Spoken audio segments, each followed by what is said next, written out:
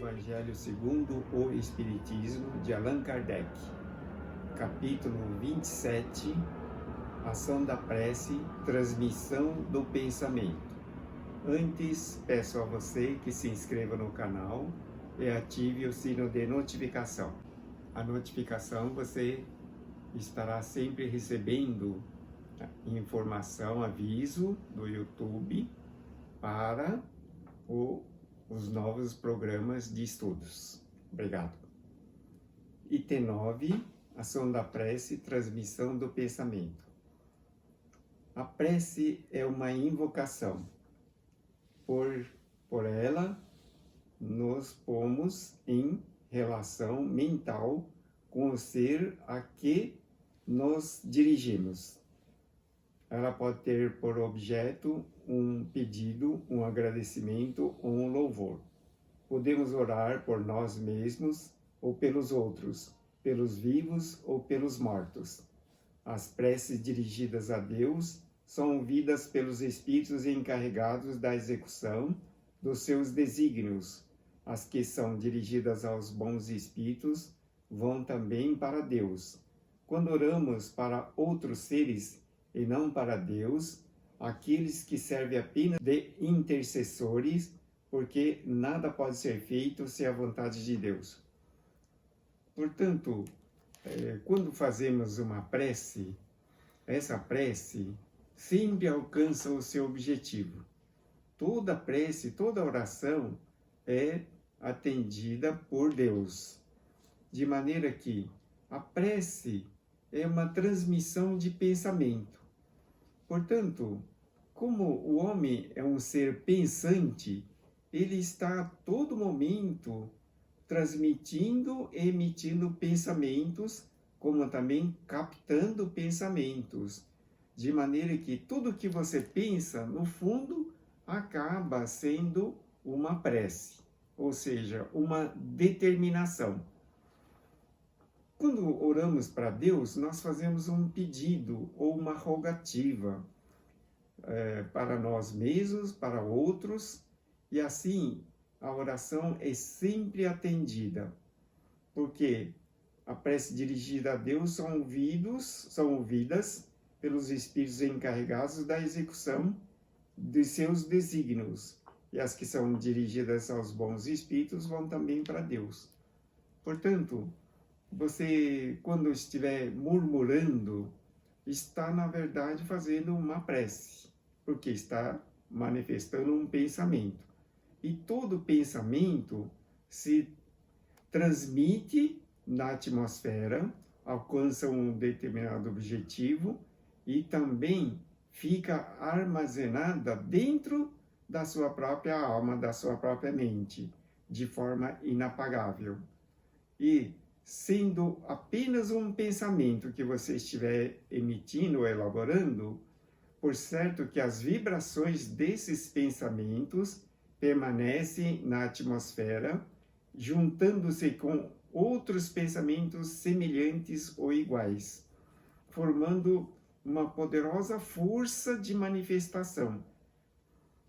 Pensamentos malévolos que prejudicam outros também se elevam na atmosfera, formam conjuntos com outros pensamentos semelhantes, tornando uma força devastadora, destrutiva, muitas das vezes constituindo exatamente as bactérias, os micro-organismos, os micróbios que acabam prejudicando o próprio ser humano. Por exemplo, há pessoas que continuamente estão resfriadas. Por quê? Porque manifestam continuamente sentimentos de raiva, de irritação, de indignação. E isso faz com que capte da atmosfera pensamentos semelhantes que, na verdade, constituem exatamente os agentes desses resfriados. Portanto, aquele ser que está sempre contente, otimista, alegre, fala palavras positivas, não condena, não se irrita, não julga ninguém, nunca fica resfriado e também nunca fica doente. São pessoas adoentadas, aquelas que se irritam com facilidade, são vingativas, que estão sempre raivosas ou condenando alguém pelas suas críticas e pensamentos. Então, tem mais propensão de ficar doente. O câncer é um agente tão prejudicial que hoje responde por uma grande parte das mortes prematuras dos seres humanos. São exatamente construídas pelas próprias pessoas através da ira, da irritação ou de sentimentos de vingança. Então, elas constroem para si mesmas os agentes destrutivos do próprio corpo, que na verdade o exemplo é o câncer. Aparentemente, existem pessoas bondosas que praticamente vivem insatisfeitas, não condenam, mas têm câncer de mama, por exemplo, e afirmam: sou uma pessoa tão boa, mas no entanto tem câncer de mama. É que carregam dentro de suas almas pendências prováveis de vidas anteriores, de outras existências, quando manifestaram o sentimento de prejuízos aos semelhantes, ira, irritação, condenação, julgamentos, reclamações. Daí, na vida presente, sem que nada tenha a ver com essa situação, muito pelo contrário, até vivendo de forma harmoniosa, alegre e feliz, e repentinamente tem um sintoma de câncer de mama. Talvez não viva de uma forma que esteja prejudicando outras pessoas em termos de sentimentos de vingança, de ira, de irritação, mas podem ser mulheres que vivem namorando com facilidade com muitos homens, uma das prováveis causas. E também que talvez não façam uma atitude errada, mas julgam em pensamento, assiste uma novela e afirma para si mesma: ah, se fosse comigo, não é? Então elas vivem aquele sentimento que conectam-se com as informações armazenadas na alma de vidas passadas e começam-se então a manifestar os nódulos prejudiciais ou até malévolos dos cânceres de mama, por exemplo. Então, o Espiritismo faz compreender a ação da prece ao explicar a forma de transmissão do pensamento, seja quando o ser a quem oramos atende ao nosso apelo, seja quando o nosso pensamento eleva-se a ele. Para se compreender o que ocorre nesse caso, é necessário imaginar todos os seres encarnados e desencarnados mergulhados no fluido universal que preenche o espaço, assim como na Terra estamos envolvidos pela atmosfera. Esse fluido é impulsionado pela vontade, pois é o veículo do pensamento, como o ar é o veículo do som, com a diferença de que as vibrações do ar são circunscritas, enquanto as do fluido universal se ampliam ao infinito. Então, o pensamento é um poder, é uma força de concretização e se transmite com muita facilidade de um ser para outro, como também ele capta na mesma intensidade os pensamentos dos outros e, muitas das vezes, por causa desses pensamentos dos outros, acaba sendo afetada e apresenta determinados distúrbios, comportamentos ou situações. Então, um pensamento transmitido a outra pessoa realmente alcança o seu objetivo. Tinha dois irmãos que se odiavam, um exemplo.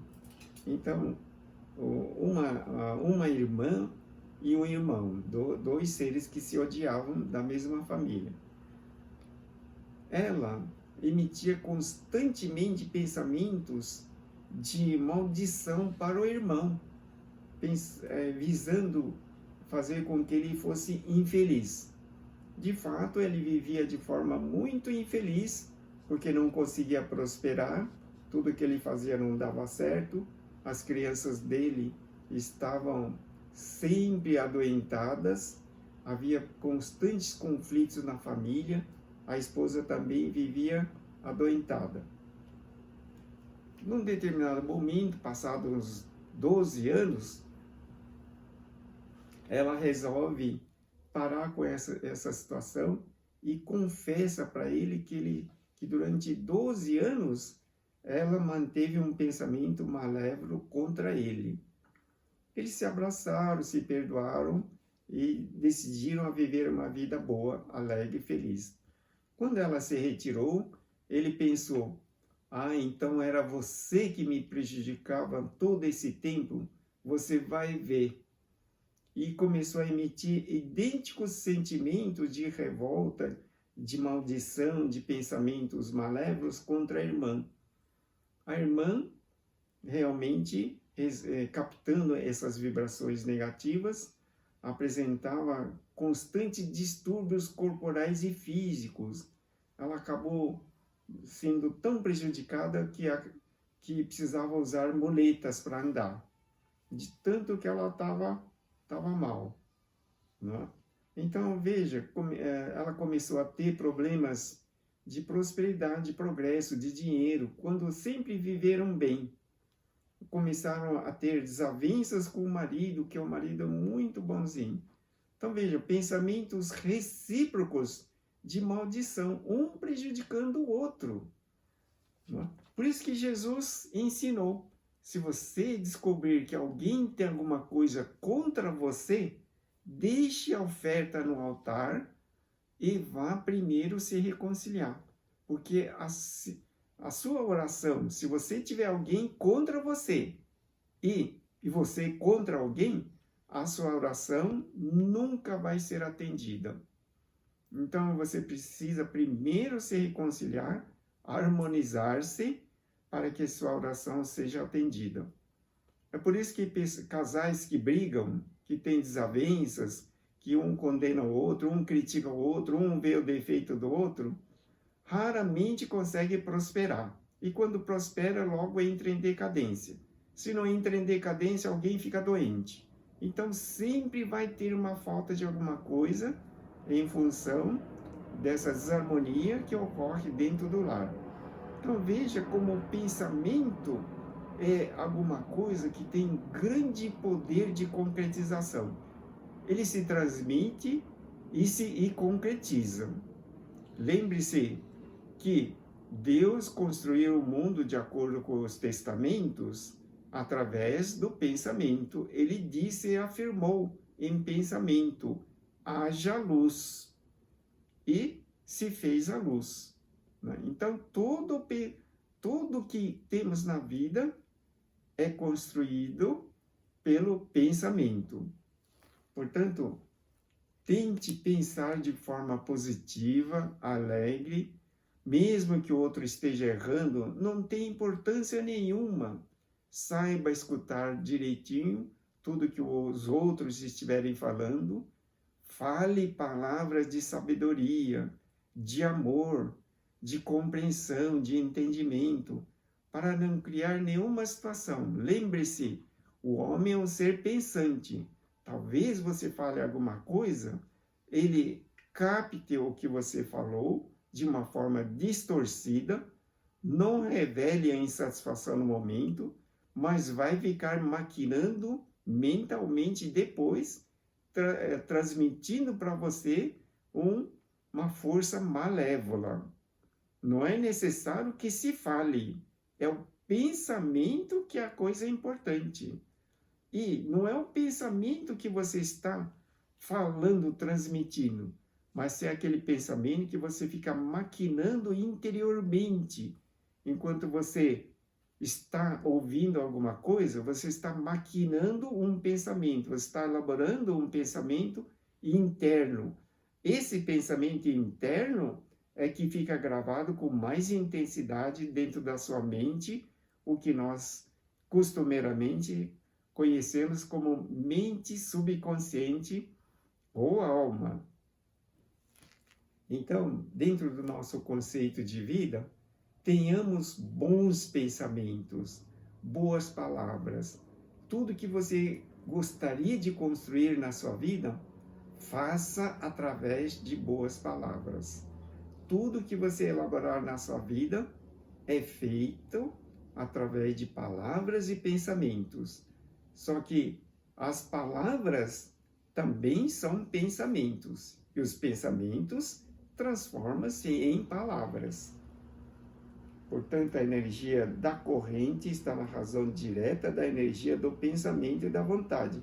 É assim que a prece é ouvida pelos espíritos, onde quer que eles se encontrem.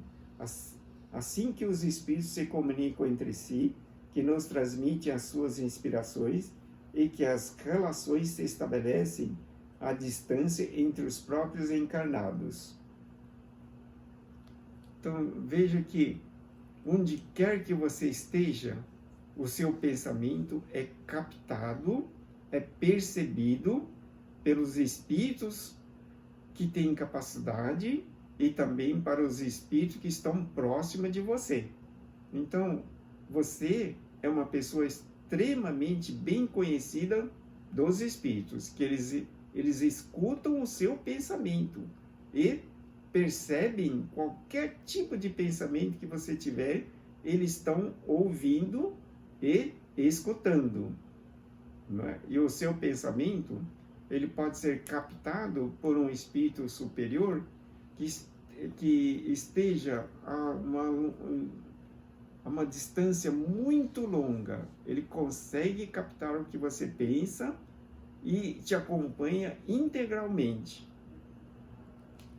Vamos deixar a matéria para continuidade em outra oportunidade e, nesse momento, passaremos a oração.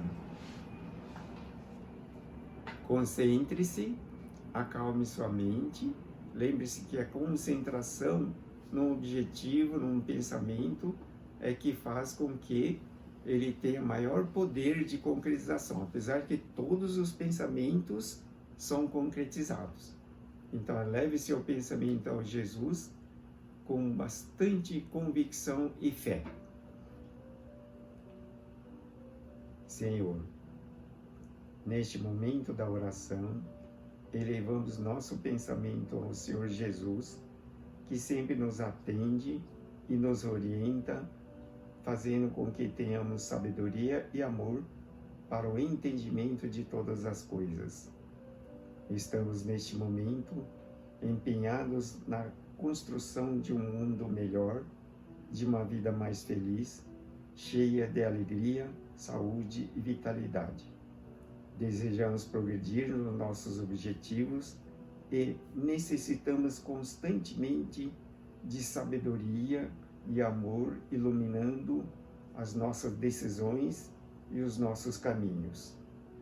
Rogamos ao Senhor Jesus orientação e proteção para todas as pessoas ao redor, para que possamos caminhar sempre em segurança, orientado pelo vosso amor e luz. Agradecemos imensamente a Deus, que nos orienta e protege sempre. Assim seja. Graças a Deus. O livro O Evangelho segundo o Espiritismo, que você deve ler, reler, repensar diversas vezes para modificar profundamente a sua vida, os pedidos de orações que você pode fazer para melhoria de muitos dos seus problemas e também o agendamento das consultas espirituais, você pode fazer através deste site. Muito obrigado pela sua atenção. Deus abençoe sempre.